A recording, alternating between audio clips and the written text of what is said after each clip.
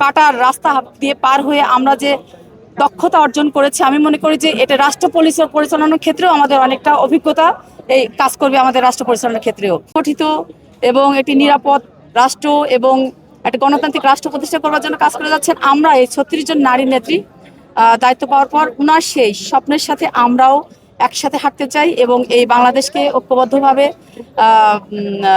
একটি গণতান্ত্রিক রাষ্ট্র প্রতিষ্ঠা করার জন্য আমরাও ঐক্যবদ্ধভাবে ওনার হাতকে শক্তিশালী করে আমরাও কাজ করতে চাই। আসলে বিগত দিনগুলোতে অনেক চ্যালেঞ্জিং বিষয় ছিল, যেটা অনেক প্রতিবন্ধকতা পার করেই কিন্তু আমরা রাজনীতিতে অংশগ্রহণ করতাম। একটা নারী, তার পরিবার, বাচ্চা সবকিছু সামলানোর পরে ফুল টাইম রাজনীতিতে মাঠে থাকা, এটা আসলে আমি বলবো এটি এটি অনন্য অবদান প্রত্যেকটা নারীর রাজনীতিতে প্রতিষ্ঠা হবার জন্য। এবং এই আজকের যে আমি যে একজন নারী নেত্রী সংসদ সদস্য হিসাবে আজকে যে আমি হাতে খড়ি দিলাম রাজনীতিতে, এটার পিছনে আমার মানে পার্সোনাল জীবনে বলি আর যেভাবেই বলি, মানে অনেক বাধা অতিক্রম করে কিন্তু আমাকে এখানে পৌঁছাতে হয়েছে।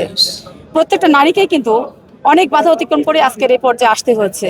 তো আমি মনে করি যে এই কণ্টকি মানে কাটার রাস্তা দিয়ে পার হয়ে আমরা যে দক্ষতা অর্জন করেছি, আমি মনে করি যে এটা রাষ্ট্র পরিচালনার ক্ষেত্রেও আমাদের অনেকটা অভিজ্ঞতা এই কাজ করবে আমাদের রাষ্ট্র পরিচালনার ক্ষেত্রেও। কারণ আমরা আসলে প্রতিবন্ধকতা পার করেই কিন্তু অভ্যস্ত ছিলাম এবং সামনেও জানি যে অনেক বাধা অতিক্রম করতে হবে। আমরা এর জন্য বিচলিত নই, আমরা অনেক সাহসিকতার সাথে সেই দীর্ঘ পথ পাড়ি দিয়ে আমরাও এগিয়ে যেতে চাই এবং এগিয়ে যাবো ইনশাল্লাহ। আসলে বটবাহিনীর যে আক্রমণ, মানে এটা খুবই বিব্রতকর। আমরা নারীরা যারা রাজনীতিতে আছি আমরা আরো প্রতিনিয়তই কিন্তু এটা হ্যারেস হতে থাকি এবং আমি বলবো যে শুধু তাদের জন্য যে আসুন আমরা সবাই মিলেই তো বাংলাদেশটা তৈরি করতে চাই, গড়তে চাই। কে নারী কে পুরুষ ভেদাভেদ ভুলে যাই। বটবাহিনীর যে আক্রমণ আমাদের মানে সাইবার বুলিং এর মাধ্যমে যে মানে হ্যারেস করার চেষ্টা করছে, আসলে তাদেরও তো বোন আছে, তাদেরও তো মা আছে ঘরে। তো তারা তো ওই দৃষ্টিতে দেখলেও তো এখানে অফ থাকা উচিত।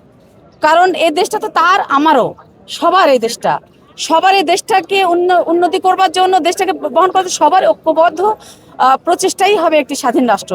তো এখানে এই যে সাইবার বুলিং, আসলে এটি মানে এখানে বন্ধ করতে হবে। এটা বন্ধ করা ছাড়া ওখানে ভালো কিছু করি আমরা এই দেশটাকে চালানোর জন্য। সাইবারে মানে বুলিং না করে ভালো কিছু করার মাধ্যমে এই দেশটা কিন্তু তারাও কিন্তু অনেক কিছু করতে পারে। শুধু রাজনীতিবিদরাই যে শুধু দেশে উন্নয়ন করে তা কিন্তু নয়, তারাও কিন্তু অনেক মেধাবী, তারাও কিন্তু অনেক শিক্ষিত, অনেক যোগ্য। তারাও যদি ওই হ্যারাসমেন্ট মানুষকে না করে এই দেশটার পরিচালনা করবার জন্য তাদেরও যদি অংশগ্রহণ থাকে, তারাও যদি ঐক্যবদ্ধভাবে আমাদের পাশে থাকে, আমরা খুব দ্রুতই কিন্তু বাংলাদেশের সকল কিছু চ্যালেঞ্জিং এর ঊর্ধ্বে থেকে আমরা বাংলাদেশকে একটি উন্নয়নের শিখরে পৌঁছে দিতে পারি।